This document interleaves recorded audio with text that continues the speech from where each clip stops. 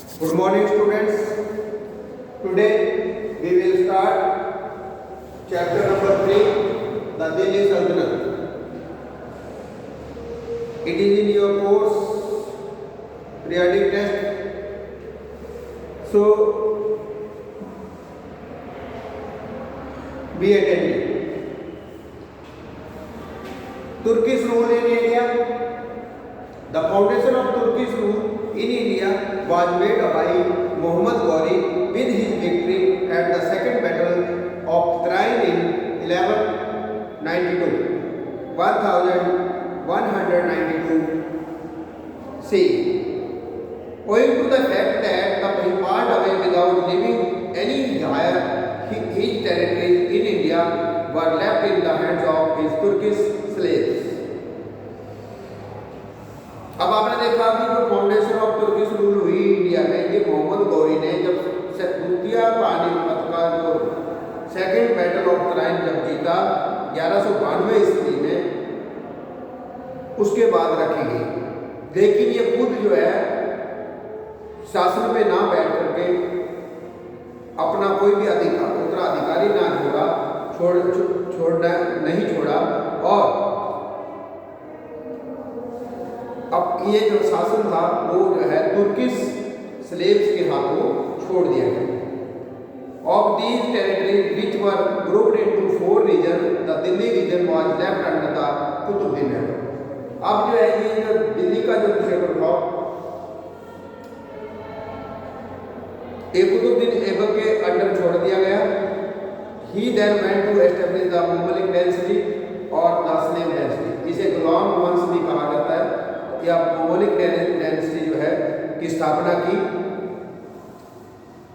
Some of the literary sources used for the study of this period are Minhaj और Siraj, Tabaqatul Nasir, Ziauddin Barani, Tarikh e Firoz Shahi, Islamic Fatawa Salatin and the writing of Ibn Battuta.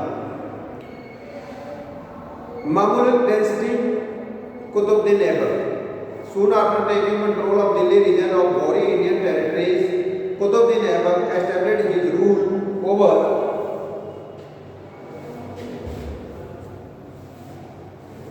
a large part of northern India. Delhi thus became an independent power which went to become a Delhi Sultanate.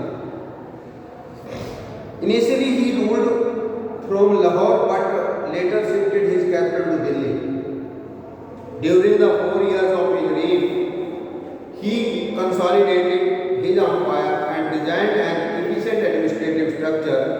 In 1210 CE, he died because of an accident while playing polo. He is famous for building the Qutub Minar and the Qawatul Islam Mosque. He is also known as Lakh Bucks, which means giver of hundreds and thousands. Second is the Iltutmish. Iltutmish ruled from 1210 to 1236 Christian era, Common era. Iltutmish is considered the first real ruler of Delhi Sultanate. He succeeded Qutbuddin Aibak, who was his father-in-law. अब कुतुबुद्दीन ऐबक जो है इल्तुतमिश का जो है ससुर था। तो Iltutmish was an able ruler who tried to tackle the problem faced by the Delhi Sultanate. First, he established control over the territories they had lost after Aibak's death.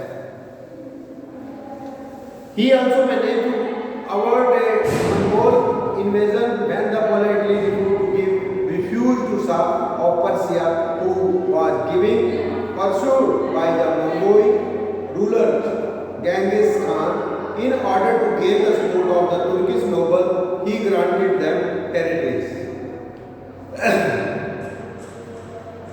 He was succeeded by his daughter Razia Sultana, whom he had nominated as his successor before his death in 1236 Razia Sultan.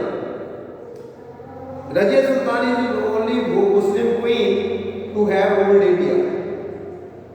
This was unacceptable for many of the nobles in the court, despite the fact that Iltutmish had appointed her as his heir. अब जो है आपने देखा कि जो है जो nobles थे उन्हें ये गंवारा नहीं हुआ क्योंकि इल्तुतमिश ने कि कोई लेडीज जो है उनके ऊपर वहाँ मतलब जो है शासन करे, तो क्योंकि इल्तुतमिश ने जो है उसे अपॉइंट किया था उत्तराधिकारी अपना, इसके बावजूद भी नोबल्स नहीं चाहते थे. Many scholars believe that the nobles were Imes or Yakur, an Ethiopian slave Razia had accorded a high position to him. She was overthrown and killed in 1239 Common Era when her nobles rebelled. Nasiruddin Muhammad and Yasuddin Balban. After the death of Razia Sultan, a power struggle ensued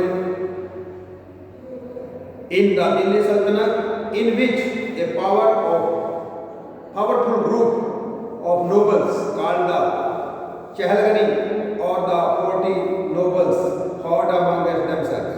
Nevertheless, Razia's brother came to the throne as her successor, Nasiruddin Mahmud. Was a young and inexperienced ruler, and this facilitated Ghiyasuddin Balban, a prominent member of the Ch-3, to establish himself as the real power behind the throne. He reasserted his power over the other nobles and managed to declare himself as the Sultan in 1256 Christian Common Era. Balban then took all the power in his hands. First, he broke the power of the Ch-3 and introduced practices like prostration before the monarch in order to increase power and prestige of the king. An efficient supply system also came up under Balban. After Balban's death in 1287, Common Era, the rule of the Delhi Sultanate was passed into the hands of Khilji dynasty.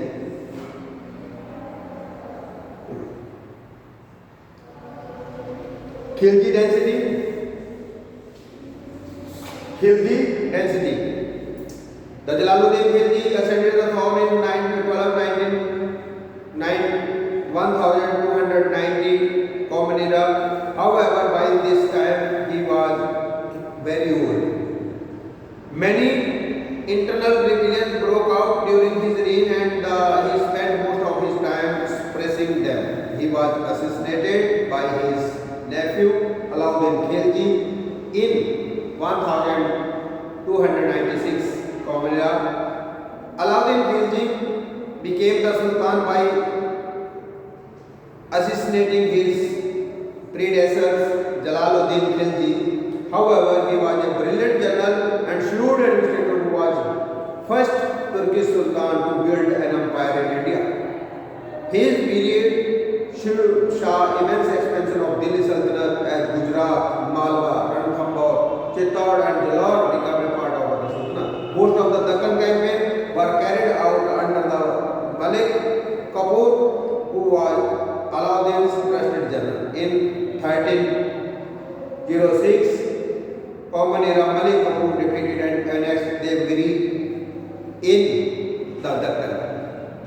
Alauddin Khilji also used a supply system to control the nobility. His death in 1316 Common Era hastened the fall of the Khilji dynasty. The Tughlaq dynasty then came to power after the Khilji, the Tughlaq dynasty. Ghiyasuddin Tughlaq 1320 to 1324 Common Era. Ghiyasuddin Tughlaq was the first Sultan of the Tughlaq dynasty. He came to the throne in 1320 Common Era. His period was marked by an increase in area under the cultivation, which had been brought about by steps taken up to improve the state finances. His son Muhammad bin Tughlaq became his successor after his death in 1324 Common Era. Muhammad bin Tughlaq ruled 1324 to 1351 Common Era. When Mahmud bin Tughlaq became the emperor, the Delhi Sultanate was already a vast empire which included the Deccan, the southern states, Odisha and Bengal. Many of the policies undertaken by the Muhammad bin Tughlaq had deep implications of the people as well as the state.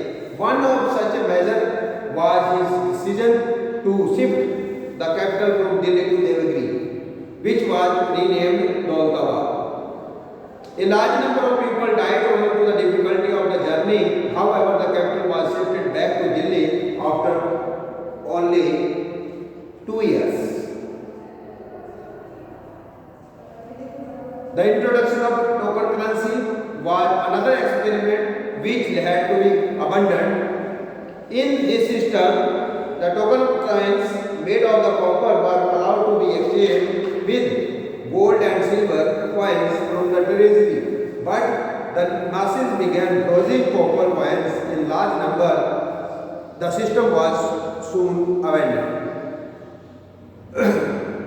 By the time of his death in 1301, the Delhi Sultanate was showing signs of weakness. Muhammad bin Tughlaq was succeeded by his cousin Firoz Shah Tughlaq. Firoz Shah Tughlaq became the Sultan in 1351 Common Era. Being a learned man, he patronized many scholars including Brani and some say Siraj Habib. He also took up steps to bring about a reform in administration so as to consolidate the Sultanate. He is also famous for building the city of Firozabad in Delhi. Nearly 300 towns were built during this period and numerous old buildings were repaired. The masses as well as the nobles were contented during Firoz Shah's reign. Many rebellions broke out after his death in 1388. This marked the start of decline of the Delhi Sultanate. That's all about the Turkish rule in India, the Mongolic dynasty, Khilji dynasty and Tughlaq dynasty. It is enough for today. Do reading and prepare, be ready yourself for periodic test 3. Chapter 3 Delhi Sultanate is included in your periodic test 3. So yesterday I have already sent you the solved exercise of this lesson. I hope you will complete your work and prepare yourself for periodic test 3. Thank you. Have a nice day.